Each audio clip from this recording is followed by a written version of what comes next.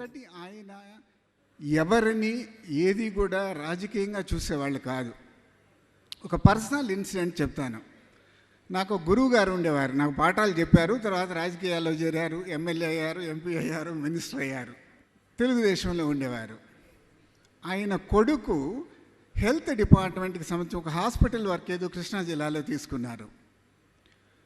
2.5 కోట్లు బిల్లులు పాస్ కాలేదు. ఏదో చిన్న సమస్య, టెక్నికల్ సమస్య వచ్చింది. సంవత్సరంన్నర అయింది, బిల్లు పాస్ కాలేదు. ఆయన అందరినీ కలిశారు, చీఫ్ ఇంజనీర్ని కలిశారు, ప్రిన్సిపల్ సెక్రటరీ హెల్త్ని కలిసినారు. ఎవరు కూడా మేము ఏం చేయలేమన్నారు.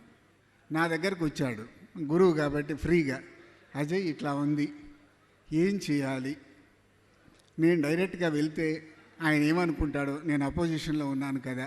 తీసుకొస్తే యాజ్ ఇట్ ఈజ్ ఆయన ఫైల్లో టైప్ చేసి రాజశేఖర రెడ్డి గారి దగ్గర తీసుకెళ్లారు. తీసుకెళ్ళిన తర్వాత చెప్పారట. ఫైల్ చూస్తే అపోజిషన్ లీడరు, యాక్టివ్ పొలిటీషియన్. ఆయన చూసి ఇట్లా, సార్ అజయ్ పర్సనల్గా వచ్చాడు, దిస్ ఇస్ ద ఇష్యూ అంటే, క్లియర్ చేయబోయా అని చెప్పి వెంటనే సంతకం పెట్టి క్లియర్ చేశారు.